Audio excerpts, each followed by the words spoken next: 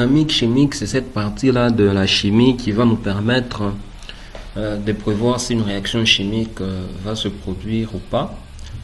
En d'autres termes, ça veut dire c'est savoir si une réaction chimique, ça veut dire si des réactifs vont se transformer spontanément en produits, ou encore s'il faudrait un apport d'énergie supplémentaire pour que la réaction puisse se dérouler.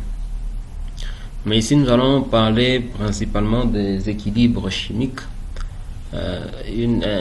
Quand on parle des équilibres chimiques, ici, on va sous-entendre deux types de réactions.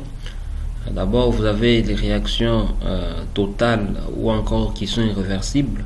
Ce sont ces réactions-là où, à la fin, vous avez la quasi-totalité des réactifs qui se sont transformés en produits. C'est l'exemple de ceci. Au départ, nous avons deux réactifs A et B. Nous avons à leur état initial leur nombre de moles correspondant et on n'a pas de produit dans le milieu réactionnel. Mais à l'état final, les deux seront complètement transformés en produits et nous aurons 0 mol de A et 0 mol de B. Et par contre, nous aurons les nombres de moles correspondants de nos produits. Alors pour ces réactions, il n'y a pas de conditions d'équilibre, il n'y a pas d'équilibre établi, puisque vous n'avez pas la possibilité de retourner à l'état initial. Ça veut dire dès que vous avez des produits, c'est fini, vous ne pouvez plus avoir des réactifs. Donc l'essence inverse ou bien l'essence 2 n'est plus possible. Le deuxième type de réactions, ce sont des réactions réversibles. Alors ici, j'ai placé ces deux graphiques pour nous permettre de mieux comprendre. Le tout premier ici, c'est le cas des réactions irréversibles bien totales. Ça veut dire qu'au début de la réaction, les nombres de moles des réactifs vont commencer à diminuer jusqu'à atteindre une valeur 0. Bien sûr, c'est une limite. Bien sûr, les produits vont commencer à augmenter jusqu'à leur formation totale. Là, c'est pour les réactions irréversibles bien totales. Mais pour ces réactions réversibles ou bien des réactions équilibrées, vous allez constater que les nombres de moles des réactifs vont diminuer, mais ces nombres de moles-là ne vont pas tendre vers 0. De la même manière, les produits vont se former, mais ça ne sera pas une formation qui sera totale. Alors va se créer un état d'équilibre où la vitesse de formation des réactifs sera égale à la vitesse de formation des produits. En thermodynamique chimique, on parle souvent d'un équilibre dynamique.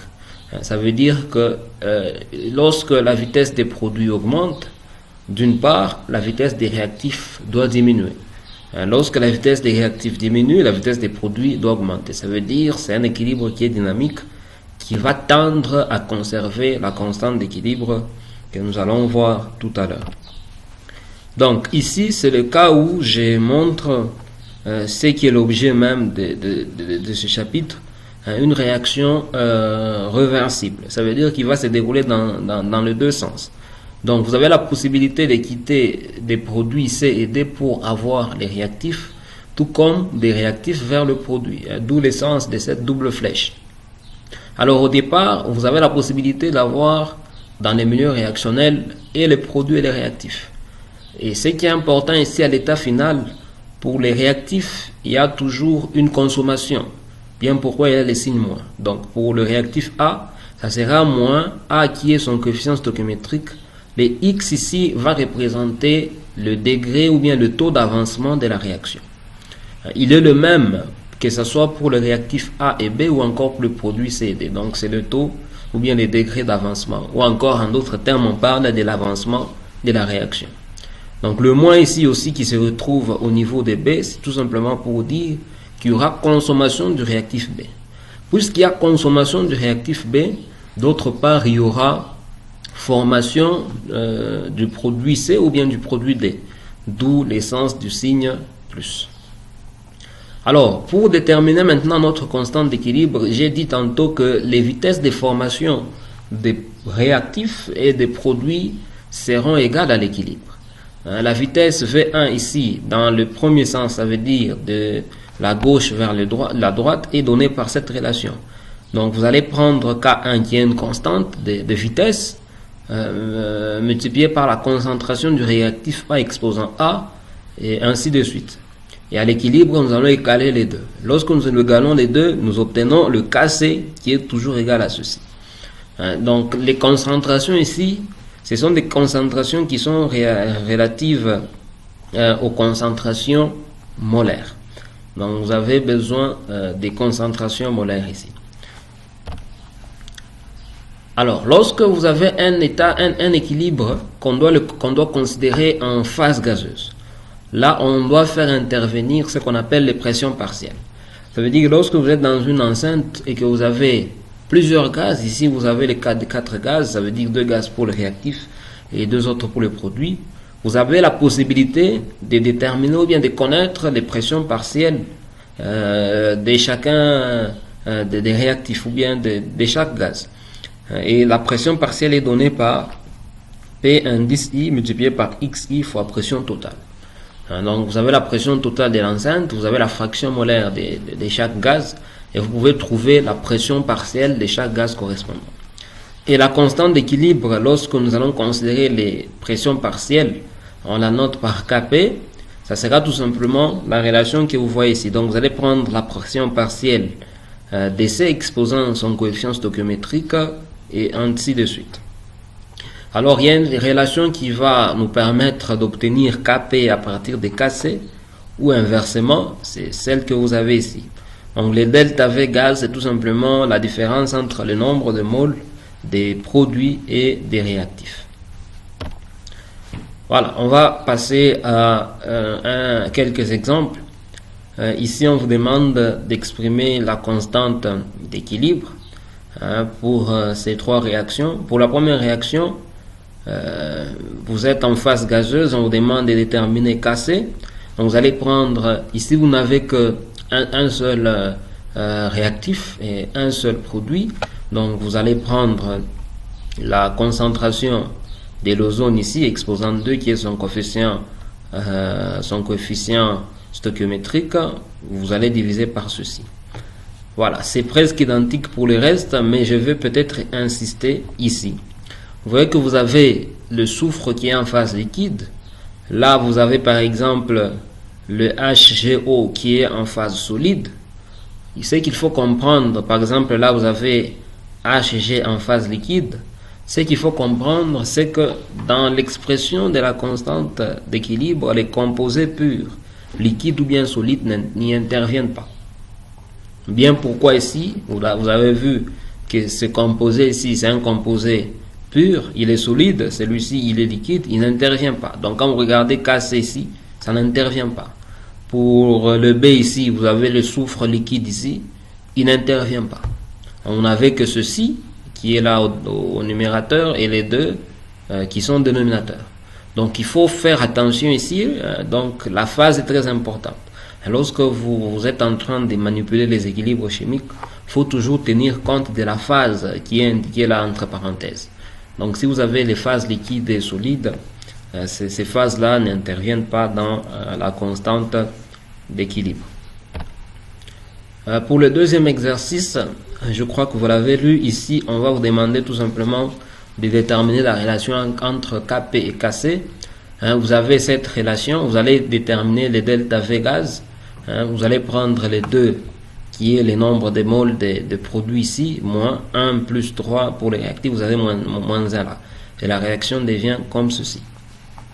Et ici, on vous propose de prendre la constante ici, R, une valeur, et on vous donne la valeur de la température. On vous demande de trouver pratiquement Kp.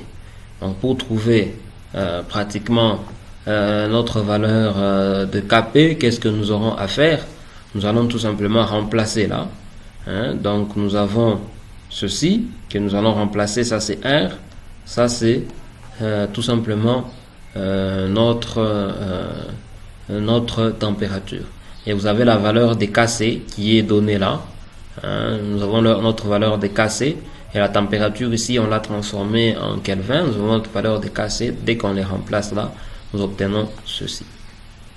Donc pour les unités de Kp ou bien de Kc, il faut toujours tenir compte de l'analyse dimensionnelle que vous allez faire. Donc, si vous avez par exemple les bars, les moles, les Kelvin, tout le reste là, vous allez essayer de voir comment est-ce que vous allez simplifier, et l'unité que vous resterez avec, c'est celle qui est bien sûr correspondante. Par exemple, ici, molaire exposant -2, c'est tout simplement mol par litre. Les moles vont se simplifier, les litres là doivent se simplifier, le Kelvin là, ça doit se simplifier avec les deux que vous avez là, donc vous pouvez facilement aboutir à ceci.